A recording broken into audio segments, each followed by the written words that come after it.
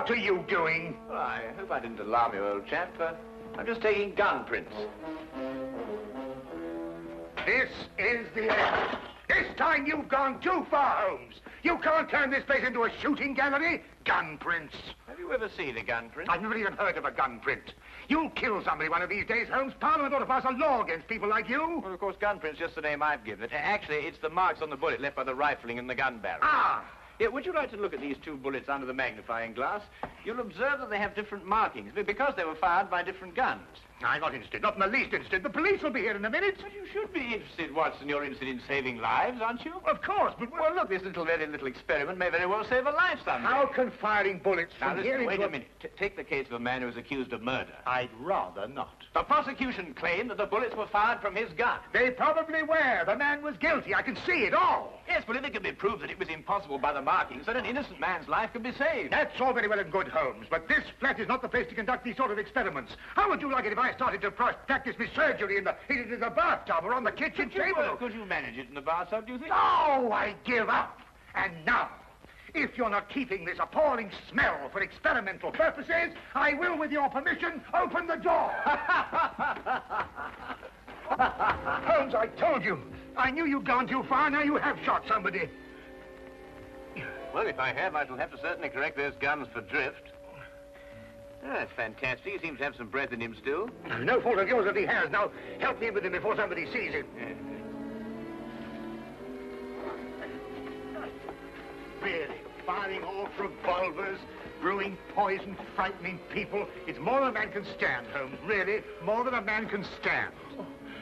Am I wounded badly, please? I'm a poor man. I can't afford a hospital. No. You'll be all right in a minute. You've just fainted from something. Something, you say? Didn't you hear what happened?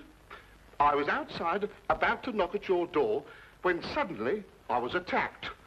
Someone turned a revolver loose on me, bullets flying everywhere. I tried to fight back bravely, but there were too many of them, 6 or 7 at least, all firing guns.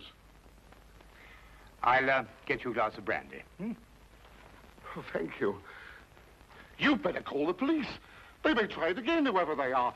Maniacs and foreigners, I'll be bound. No. You're quite safe now. Those shots came from my revolver and were fired into that wadding over there. You mean you were the one who... Yes, I was just carrying out a little experiment. I must apologize for any shock I may have given you. And no one is after me? And not to my knowledge, Mr. Wilson. Here, will you drink this, huh? Oh, thank you.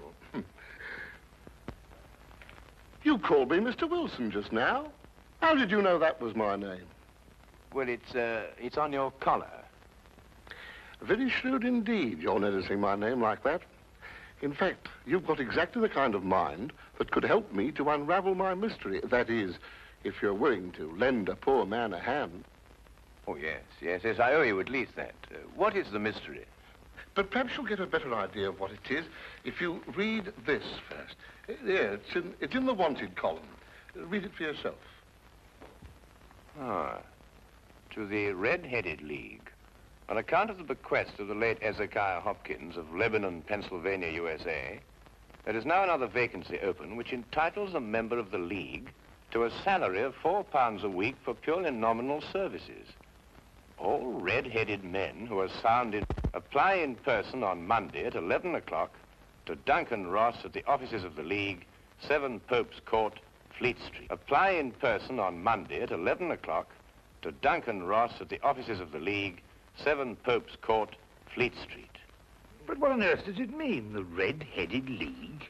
It is a little off the beaten track, isn't it? I assure you, I felt the same way as you when I read it. A vacancy? For what, I asked.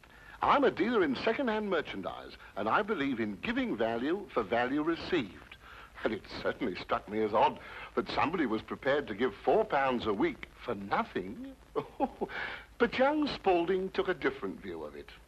Oh? Who is young Spaulding? Vincent Spaulding. He's my assistant, and I couldn't wish for a nicer young man. I see. Now, suppose you tell me the story as it happened, right from the beginning. From the beginning? Yes, of course. Well, it all started 2 months ago when that paper came out. I was in the shop at the time. I'm there practically the whole of my time. I'm a widower and I've got little else to do. When young Spaulding came back from lunch. Mr. Wilson, if you only knew how I wish that I had red hair like you. Huh? Don't believe it or not, here is another vacancy for the League of Red-Headed Men. A league of what? Red-Headed Men. Surely you've heard of them, haven't you? Oh, I'm afraid I don't get about as much as some of you young people do. I should have thought everyone would have heard of the League of Red-Headed Men. Well, at least everyone who was eligible. Now, a man like you, if he were accepted, could make himself a nice little nest egg without hardly lifting a hand. Vincent, I've told you before, there's one thing you've got to learn in life. Nobody ever gets anything except by the sweat of his brow. Value receives value. What is this Red-Headed League? Take a look at this paper yourself. How I wish my hair would change color, really I do. What a nice little nest egg I'd make for myself. Well, this doesn't make sense to me. No? Will you see the name? Hezekiah Hopkins? Yes. Oh, he was an American millionaire. Very peculiar in his ways. He was red-headed himself and had great sympathy for all red-headed men. So, when he died, he left an enormous fortune in the hands of trustees to make life easier for all red-headed men. Oh, really? Yeah, red-headed men. Uh-huh. Oh, I couldn't apply even if I wanted to. I've got the shop here to look after. Well, that's the whole point. The work don't amount to anything. Absolutely nothing at all. It need not interfere with a man's other occupation. Well, even so, probably millions of men would apply for it. No, this is limited to Londoners and to grown men. You see, this American started off from London and I suppose wanted to do the old town a good turn. And then again, I hear it's no use applying unless your hair is a real fiery red. Huh. Do you think my hair is red enough? Oh, I've never seen any redder. I could use the money. There's all sorts of repairs I could do, and... Vincent, I'm going to investigate this league. Lock up the shop. You're coming with me. Yes, sir. You're right. It is fiery red, isn't it?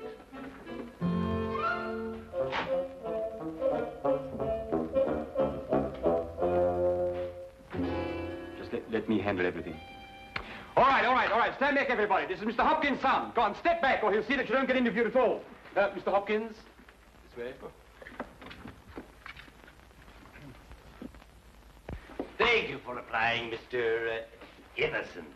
Your name will be kept on file, and in the event you are chosen to fill the vacancy, I'll get in touch with you immediately. Thank you, Mr. Ross. I do hope I win. My family and me could do with the money. We shall see what we shall see, Mr. Everson. Thank you so much.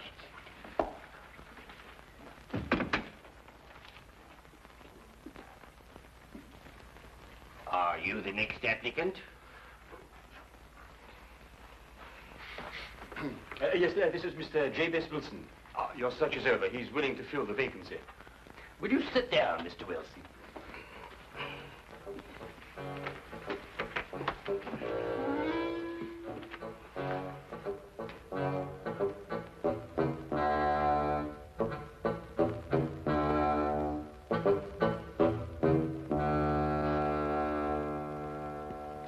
I've never seen anything like it.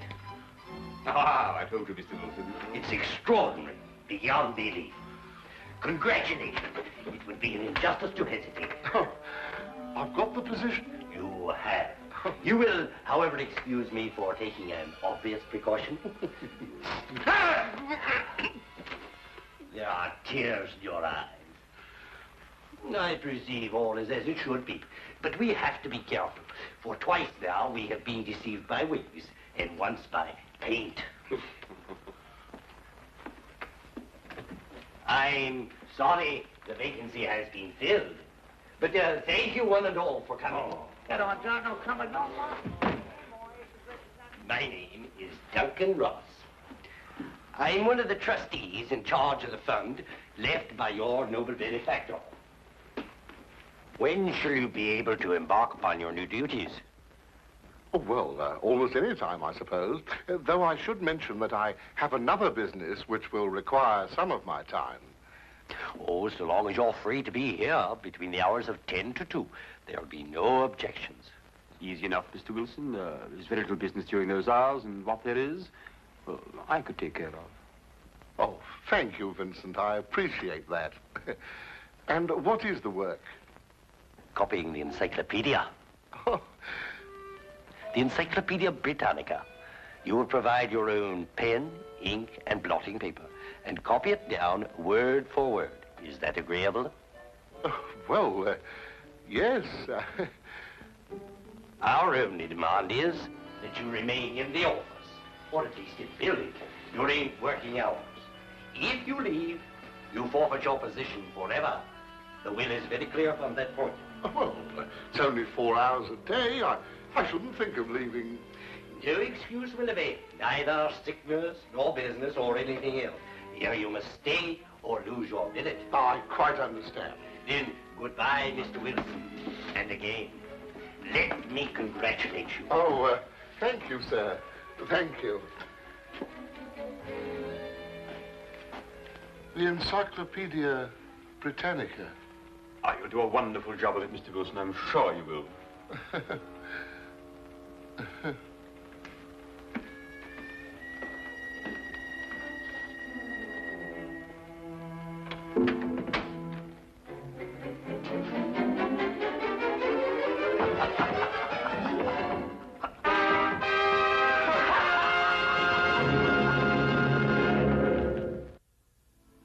The first word was Archon. At the end of 8 weeks, I'd finished the A's and begun the B's. For this, Mr. Ross rewarded me every Saturday with 4 golden sovereigns. Yesterday morning, however, I got a staggering blow indeed.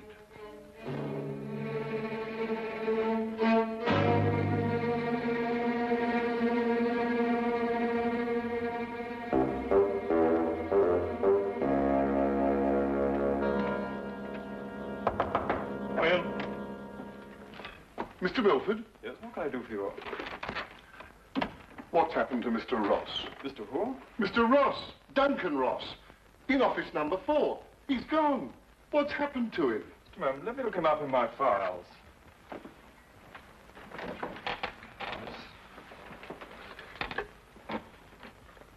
Are you a customer of this, Mr. Ross? I work for him. That is, I did up until this morning. What did you do? I copied the encyclopedia. You copied? The Encyclopedia Britannica. Wouldn't it have been cheaper buying another encyclopedia rather than going to all the trouble of copying it? You don't understand. That's the work the Red-Headed League required me to do. Look here, my good man. If this is a joke, I fail to see the humor. If it isn't, it's my duty to inform you that office number 4 was rented temporarily to William Morris, an accountant. I never heard of Duncan Ross, nor the Red-Headed League in all my life, and I'm certain they never existed. I got the home address of William Morris, but when I arrived there, it turned out to be a factory making ladies' unmentionables. No one had ever heard of William Morris or Duncan Ross. My word, you really were on a wild goose chase, weren't you? After that, I didn't know quite what to do. The whole experience was so embarrassing, I could hardly make myself tell it to Spaulding. Then, quite naturally, you thought of me. Well, as I said before, I'm not a rich man. If I don't locate the League or find out what happened to them, I stand to lose £4 a week. You don't stand to lose anything, Mr. Wilson. You can't lose something you didn't possess in the first place. And the story is probably a pack of lies in any case. Holmes. And if it isn't, you've no reason to complain. You're £30 richer by your experience, not to mention the invaluable knowledge you've gained on every subject under the letter A. If I were you, Mr. Wilson, I'd be quite grateful and forget about the whole affair. Good day to you, sir. Well, I hardly expected this kind of treatment. If you should discover a corpse at your second-hand shop in an old cello case, you're perfectly welcome to return. In the meantime, I have an experiment to conclude. I'm going to find out if firing a gun in a house is illegal. If it is, you can rely on me to report you. Holmes, what on earth persuaded you to behave like that? Yes, it was rather unseemly behavior, wasn't it, Watson? Right. But absolutely necessary, I assure you. But why? Well, if I tell him I was willing to take on his case, he'd probably give me away to the wrong party. Why burden him with the necessity of having to keep a secret? Then you mean you're going to take the case? I wouldn't miss finding out about the Red-Headed League for all the tea in India. China, Holmes. Do you think it could be a prank, some sort of wild practical joke on Mr. Wilson? Well, at £4 a week for 8 weeks, the joke would be on someone else. It is a considerable sum, isn't it? The case, as I see it, breaks down into two whys. I think I know the first why, but the second why eludes me. Well, which is the why you know and which is the why you don't know? Well, why was the League formed? Now, that's obvious. To keep Wilson out of the shop for a certain number of hours a day. But why is the why that I want to know? Well, why is the why that you want to... I see. You mean somebody tried to get Wilson out of his shop in order to steal something from him? No. The case is too elaborate to justify stealing from so small a shop as Wilson's. No, the reason is bigger than that. Bigger than any of us might imagine. Now, you're not going to start shooting again, Holmes. No, but I'm going to take this with us. Us? Yes, you're interested in the case, aren't you? I'm a doctor, Holmes. Well, all the better if someone should get hurt. This started out to be such a peaceful morning, and an old friend of mine was coming from India, and we were going to spend the day together. And now look what you've talked us into, the Red-Headed League. Yes, exciting, isn't it?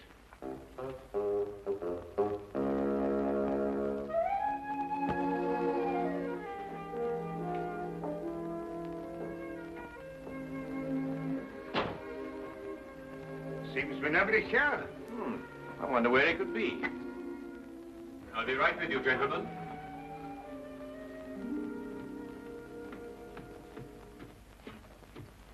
May I help? I'm sorry, I was occupied in the cellar. I hope I haven't kept you waiting. Not at all. My friend here is interested in making a purchase. Mm-hmm. Anything in particular? Anything in, well, you never know what you might, oh, what's that? That? Yeah. That is a, oh, yes, this is fascinating. This is it's the essential part of the structure of a wild boar trap. No, really? Yes. By Jove, a wild boar trap, eh? How very interesting. Now, and a very fine specimen as wild boar traps go. Yes, oh, indeed. yes, a very fine. Oh, indeed. Reminds me of my day. There we were, all lined out in a row, as far as the eye could see. Yes. Down the hill came the enemy, and the Battle of Royal Burnett was on. Yes, if you excuse me. There we were, outnumbered 112 to 1. That was from the count after the battle, as you understand. Yes, I'll say perfectly. Charge, they shouted, as down the hill they came, the hordes of heathen, at 112 to 1. And from that moment I became a collector, and I've been a collector ever since. You understand that, of course. Oh, yes, but that is a quite perfectly natural reaction. It's 1 o'clock. It's 1 o'clock. What? Yes, 1 o'clock. Our engagement with the Colonel. Do you Colonel? remember? The one who led you in the charge. Oh, of course, yes. Well, I hope you'll keep that for me, will you? Well, there's been a fearful run on wild boar traps lately, but I'll do my best. Thank you, thank you. Thanks so much. Good afternoon. Well, what did you discover? The knees of Spaulding's trousers show considerable wear. What does that mean? That's a great deal. Let me have your stick for a minute. What are you doing? No time to explain now, but a considerable crime is in contemplation. And since today is Saturday, we may have some difficulty in preventing it. What kind of a crime? A bank robbery. What? Shh. Meet me at the side entrance of the Westminster County Bank at 10 o'clock sharp. Yes, is that the bank that's going to be... Yes. At 10 o'clock sharp, remember? Yeah. The basement vaults of the Royal Westminster Bank, as you can see, they are impregnable.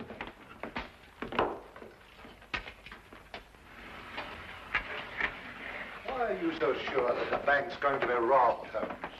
Because the knees of a man's trousers were badly worn.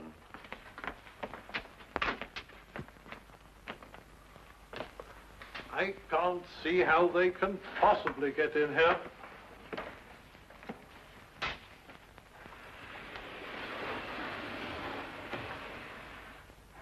Is that the gold? Yes. We had occasion some months ago to strengthen our reserves, and so we borrowed 30,000 Napoleons from the Bank of France. Word must have leaked out, if Mr. Holmes' deductions are correct. Gentlemen, we must prepare ourselves. As soon as Mr. Wilson goes to sleep, they will make attempts to get in. Who are they?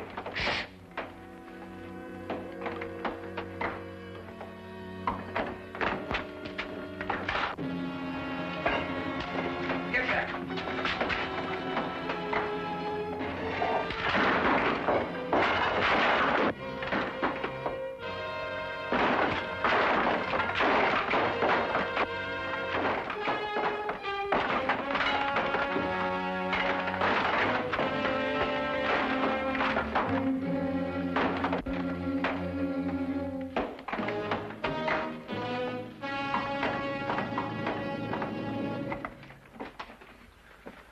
It's all right. Hey, jump!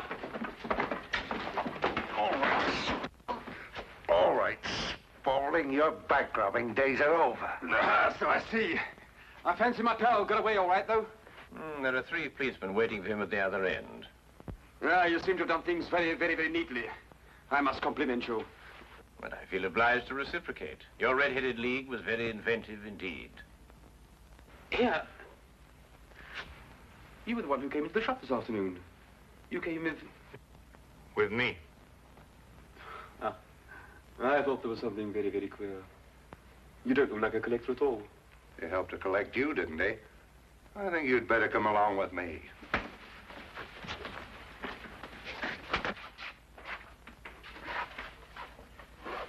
I don't know how the bank can repay you, Mr. Holmes. I've been more than amply repaid, Mr. Merriweather, by having one of the most unique experiences of my career. However, there is one thing you could do for me. Name it. Well, it's... Anything, Mr. Holmes. I'm a regular depositor at your bank, Mr. Merriweather, and I should be eternally grateful if you could do something about your pens. I've yet to find one of them that works. Come along, Watson.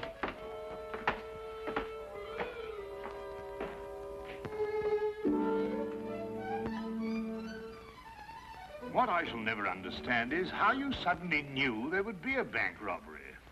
Well, if you remember, when we visited the second-hand shop, Spaulding was in the cellar. I didn't pay much attention to it at the time, but later on I noticed that the knees of his trousers were badly worn, as if he'd spent some time kneeling, doing some sort of burrowing work. But burrowing where? Perhaps from the cellar to the next building. The moment the thought occurred to me, I whisked you outside and surprised you by tapping on the pavement with your stick. You certainly did. Oh, I'll just go and see who it is.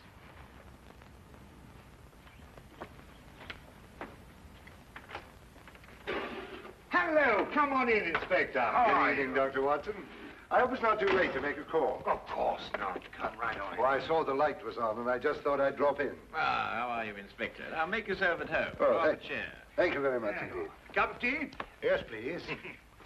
Well, by the time the newspapers come out with a report of your exploits tomorrow, Holmes, you'll be a hero. Oh, well, I shall try and remain humble through it all. Yes, the whole of London, except, of course, Mr. Wilson.